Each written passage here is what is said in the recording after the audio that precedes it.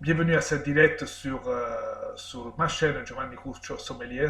Je suis ravi de vous accueillir en quelque sorte, vu que les restaurants sont fermés. Dans ce cas-là, on se permet de faire quelques vidéos pour parler du vin, parce qu'effectivement, c'est vrai que le vin, personnellement, mais je pense tout ce qui concerne les sommeliers, on aime bien le déguster, on aime bien le servir, mais on aime bien en parler surtout.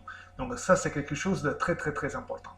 Aujourd'hui, j'avais pensé de parler de quelque chose qui est très vaste, qui est très compliqué, et de le réduire à oui, le concentrer en quelques pilules.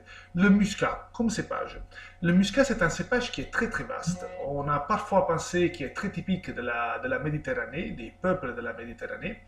Ensuite, on a souvent pensé que c'est un cépage qui était originaire des pays des Balkans, des pays de l'Égypte jusqu'au pays des Balkans. Mais après, et donc on a pensé qu'il venait de toute façon des pays qui sont très ensoleillés parce que c'est un cépage qu'on le voit toujours qui cumule facilement du sucre, qui cumule facilement de l'alcool. Et donc on se dit, bon, c'est peut-être un cépage qui vient des pays qui sont très ensoleillés.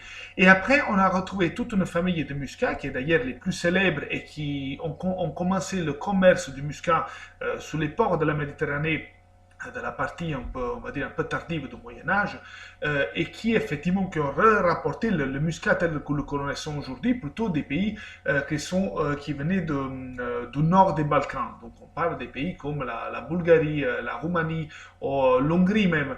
Et effectivement, donc, c'est quelque chose, on parle d'une variété de raisins qui est très particulière. Il y en a de plusieurs sortes. Il y en a à manger, donc il y a des raisins de table, il y en a pour des raisins de vin, donc des raisins classiques, et il y en a pour plusieurs variétés. Donc on va dire que Gallet, il y a quelques temps, on avait catalogué 140 variétés. Et aujourd'hui, beaucoup d'universités, beaucoup de sources semi-officielles, parce qu'après, il y a des universités qui n'en parlent beaucoup plus, ils parlent à peu près de 200 variétés différentes. Donc, on ne parle pas de quelque chose de très simple, on parle d'un cépage qui est plutôt complexe en soi. Il y a plusieurs noms qui ont été donnés. Donc, moi, je n'ai noté quelques-unes juste parmi les plus connus. Le muscatel d'Alexandrie, donc ça, on le retrouve en plusieurs endroits. Donc, c'est un muscat qui a créé énormément de confusion. Par exemple, je pense dans le sud d'Italie, beaucoup de variétés étaient cataloguées comme muscatel d'Alexandrie, qui après a eu des noms différents. Il y a le muscatel de Managa, il y a le muscatel Sordo, il y a le muscatel de Setúbal, donc très célèbre au Portugal, qui on le trouve plus muté que autre, le muscat de Frontignan. Donc tout à l'heure, on va faire un petit zoom sur la ville de Frontignan parce que je pense que c'est un lieu très important du commerce de ce muscat même. Le muscatel des Asturias et la muscadelle rosada argentine. Bon, ça c'est vraiment une toute petite partie. Alors, il y a des choses qui m'ont énormément étonné quand j'ai commencé à étudier ce cépage. C'était que même des variétés qu'on n'y pense pas du tout, comme par exemple l'Albarigno, donc nous sommes au nord de la Galice, c'est un cépage que oui, bien sûr, il est aromatique, mais on n'est pas au niveau de l'aromaticité qui peut donner un Riesling, qui peut donner un Gewürztraminer. Et bien là, nous avons retrouvé, là, il y a des racines de l'ADN qui rapportent au muscat. Donc ça pourrait être plutôt intéressant. Comme par exemple le Torrontés argentin, même si comme variété c'est beaucoup plus aromatique, donc c'est beaucoup plus facile à l'approcher, c'est probable. Et il y a également des variants du Koshu, donc on est complètement au Japon, qui nous laisse penser qu'il y a des traces de muscles à l'intérieur. Donc il faut penser que c'est quelque chose qui a voyagé énormément. C'est vrai qu'il a une énorme adaptabilité au terroir, aux différents sols, aux différentes, comment je peux dire, aux différentes même façons de travailler, mais c'est vrai que c'est quelque chose qui a voyagé énormément. Par exemple, là j'ai retrouvé encore, maintenant que je vous en parle, parce que j'ai pris des petites notes, le Misquet en Bulgarie en blanc et en rouge. Donc c'est le red misket, donc on peut le retrouver également en rouge avec des parfums de rose très fortes.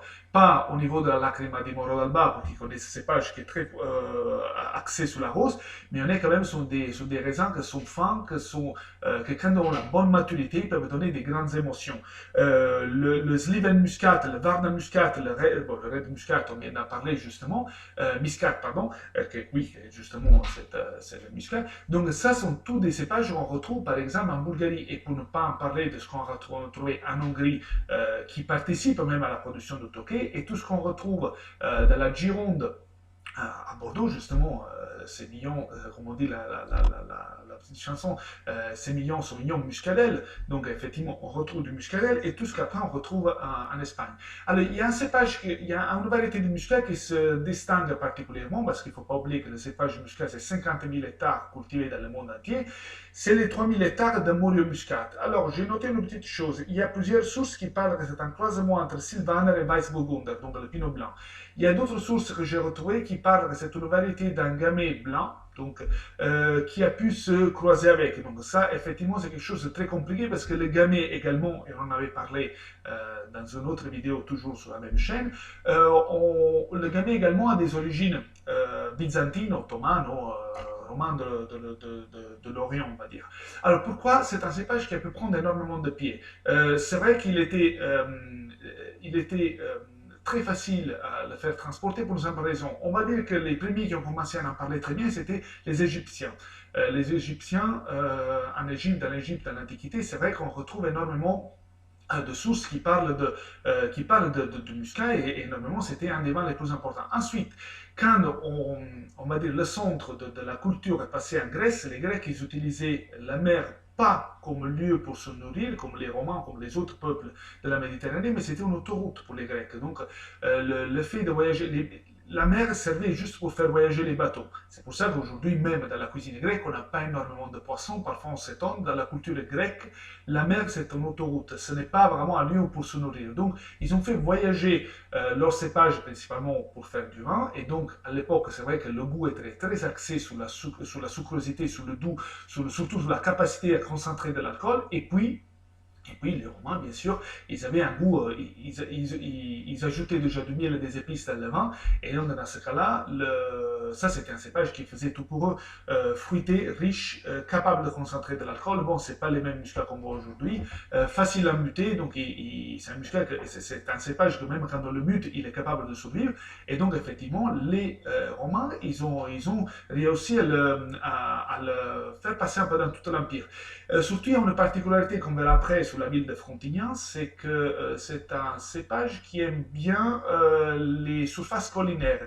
Il n'aime pas trop les montagnes, même si on en trouve des particularités en montagne, je pense à certaines variétés du Chili.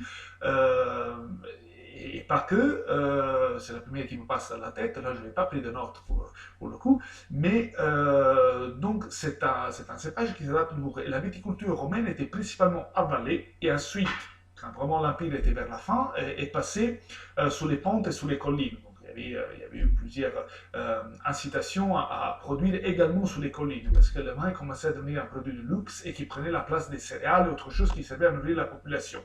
Mais ça, on en parlera dans un autre chapitre. Donc, la particularité de ce vin, ce que je trouve voilà, très particulier, c'est qu'après, quand il y a eu on va dire, les invasions barbariques, c'est que l'Europe a arrêté de cultiver la vigne. Donc les seuls endroits où on cultivait la vigne, c'était en Irlande, les moines irlandais qui effectivement après nous ont appris à faire du vin. Le monde à l'envers. Et effectivement, après, quand toute l'Europe a été repeuplée, était repeuplée de vignobles, on va dire, les vignobles, ils venaient tous de, justement, la façon de produire, elle venait vraiment du nord des moines irlandais qui ont réappris au peuple du sud d'Europe à faire du vin, qui ont réimplanté les vignes et les vignobles, etc. Donc, en réimplantant des vignobles collinaires, plus des cépages qui sont résistants à plusieurs typologie de sol, etc. C'est vrai que ça, c'était un des cépages les plus cultivés. Après, il n'y a eu pas eu que ça, il y en a eu énormément. Donc voilà. Donc, au-delà qu'on a fait cette petite excursus, je voulais vous montrer quelque chose de très, très, très simple. Donc voilà. Vous voyez, là, maintenant, on va sur la ville de Frontignan. Je pense que ça sera beaucoup plus simple. Pardon,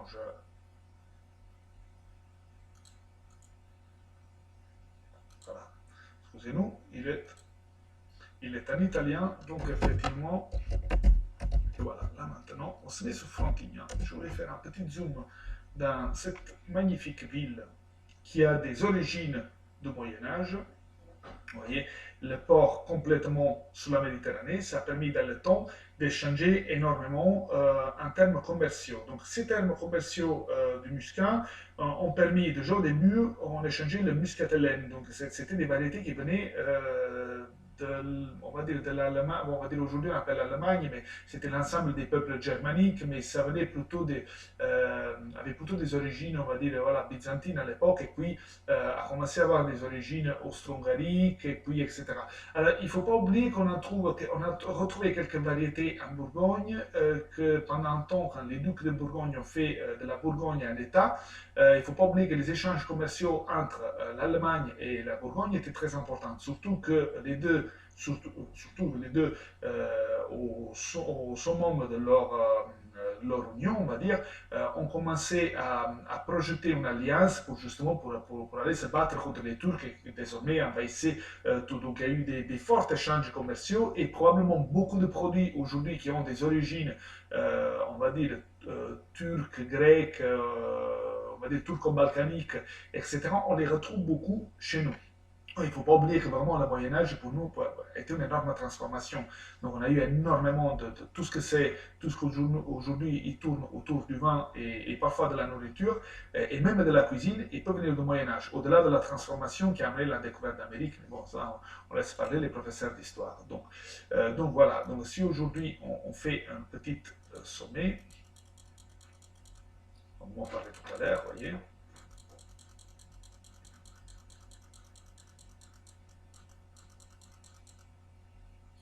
Donc voilà, vous voyez, c'est un cépage qui a traversé énormément toute la Méditerranée, bon, de l'Italie, etc., pour après aller effectivement dans cette magnifique ville qui a un maximum, qui se trouve dans l'Occitanie, dans l'Hérault, et qui est à les pointes les plus hautes, à 223 mètres sur le niveau de la mer. Donc il faut penser que la large cultivation de ce muscat, elle est entre 50 et 150 mètres sur le niveau de la mer.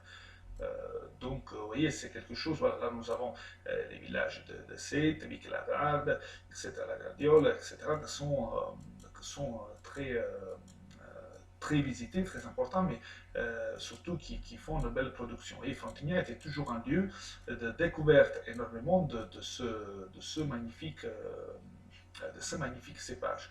Donc voilà, vous voyez, pas mal de vignobles, etc., avec une ville et des températures très importantes. Donc, ça, c'est quelque chose de très important.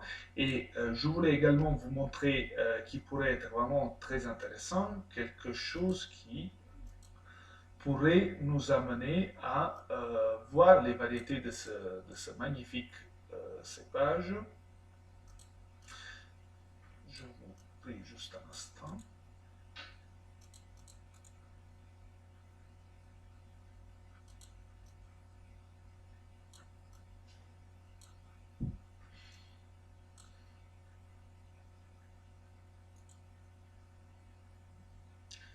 Juste un petit instant. Petit ralentissement technique, bon, c'est normal, hein.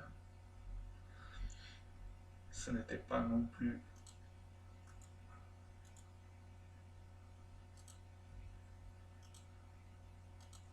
Voilà, qu'on va juste rajouter tout simplement des cépages.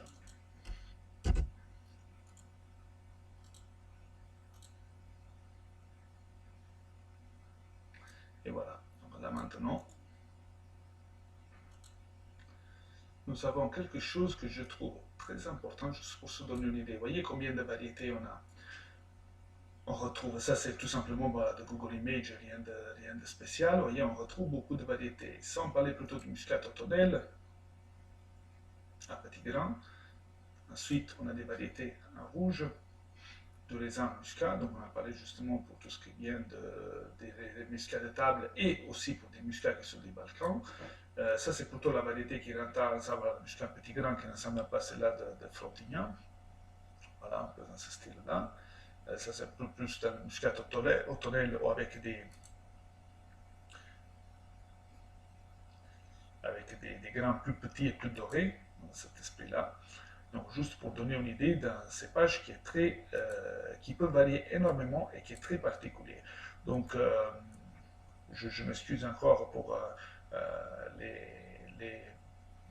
parfois les rapides problèmes techniques, mais bon, c'est normal. Euh, nous ne sommes pas des techniciens non plus. Alors, je vais amener un muscat. Alors, j'ai découvert il y a quelques temps que même les chaînes de, on va dire, de supermarché. Simplement, ils ont engagé des énologues, chose qui me fait énormément plaisir parce qu'on permet également à qui a des moyens moins importants de pouvoir déguster et surtout qui n'a pas envie de se déplacer, aller chercher un caviste qui est très loin, etc., de trouver des vins qui sont effectivement de bonne qualité. C'est vrai qu'on tend, et je suis tout à fait convaincu qu'on a la tendance à protéger le commerce local et je pense qu'il faut le faire. Mais parfois, c'est vrai aussi que si on veut, on va dire, donner les moyens à tout le monde de comprendre du bon vin, mais il faut également leur donner la facilité à retrouver les choses. Aujourd'hui, si nous voyons qu'il y a des sites comme Amazon qui prospèrent énormément, c'est aussi pour la facilité dont on retrouve les choses. Donc ça, c'est quelque chose de très important. Alors, je me suis servi, c'est un muscat, bon là c'est la chef Intermarché qui est pas loin de chez moi. Donc c'est un muscat blanc sec qui par contre est cultivé à Frontignan, mais c'est pas mis en bouteille comme muscat de Frontignan. Donc pas de bois de tout, bouchon donc que de l'acier 100%, bouchon capsule, donc très facile à repérer on va dire.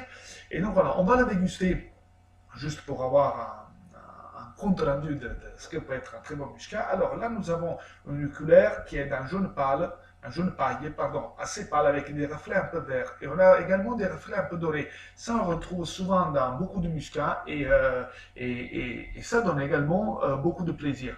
Donc, on voit une certaine, bon, la caméra n'est pas excellente pour ça, mais on trouve une certaine viscosité, ce qui vraiment montre que même si c'est un vin sec, et même si c'est un vin qui n'a pas énormément d'alcool, il y a quand même une bonne concentration en matière de glycérine ou autre chose. Donc, au premier nez, on a parlé tout à l'heure, les arômes du muscat, les terpènes, la rose, le géranium, comment est-ce que je peux dire, le litchi, voilà, c'est quelque chose vraiment qui sont marqués, qui marque ce cépage. Donc, si on craque, si on mâche un grain de muscat, et puis si on goûte un verre de mou de muscat, bien sûr avant qu'il soit muté, parce qu'il y a beaucoup de muscats qui sont mutés, et si on boit le vin issu du muscat sec et pas boisé, etc., on retrouve les mêmes parfums. Ça, c'est très important dans le cépage aromatique. C'est la même chose pour les Riesling, c'est la même chose pour les Gewürztraminer, c'est la même chose pour beaucoup de cépages. Donc, quand on le porte au nez, on retrouve la rose, le litchi,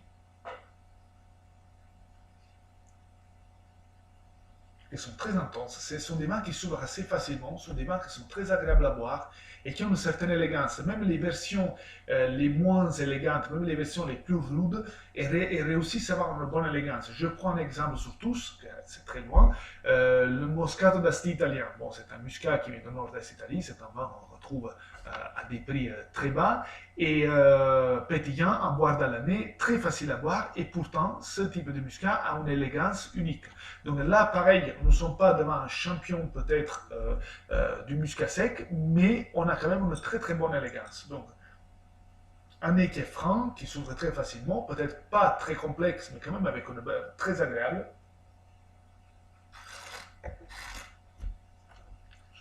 Une bouche sèche, riche, ronde, avec une belle fraîcheur, mais vraiment, il reste net à la fin. Une légère note agrumée, la note de rose et de litchi ressort et qui allonge un peu la dégustation de ce vin, donc il nous font vraiment il nous donne vraiment une belle longueur en bouche. Et j'ai fait quelques recherches. J'avais pensé au début pour l'accord. J'avais pensé à une tarte peut-être avec quelques gouttes d'essence de rose et pourquoi pas des produits de terre, des champignons, des brocolis, etc. Mais après, bien sûr un peu élaboré, mais après j'ai fait quelques recherches et il y a une forte habitude dans le monde entier à matcher, à accompagner le muscat avec du beignet, avec des beignets. Alors je vois, en Corse, beaucoup de muscat avec des beignets au brocciu, donc ça c'est quelque chose de très intéressant. Puis bon, des beignets de banane plancha, et pareil, j'ai retrouvé une recette similaire, mais j'ai plus le nom, qui venait du sud de l'Argentine. Donc pareil, bon, poularde au poire, bon, ça c'est beaucoup plus simple, avec un peu de rose, et bougnoles de vent. Donc c'est également des beignets qu'on retrouve dans beaucoup de pays qui sont sous la Méditerranée d'ailleurs, des beignets frits tout simplement et saupoudrés de sucre. Donc moi je conseillerais vraiment d'ajouter une goutte d'essence de rose pour ces vins-là, mais vraiment une petite goutte pour ces vins-là, ça peut être superbe. Mais je vous dis merci beaucoup de m'avoir suivi. J'espère que vous avez aimé de ce qu'on a parlé. Bien sûr, on parlera d'autres choses. On a prévu de faire un petit zoom sur premier cru et grand cru de Bourgogne. Bon, peut-être d'abord les grands crus ainsi que les premiers crus. Bien sûr, voilà, donc n'hésitez pas à nous laisser un chat et un commentaire ce que vous souhaitez. Et bien, je vous souhaite une bonne journée. Et bien, merci beaucoup. Au revoir.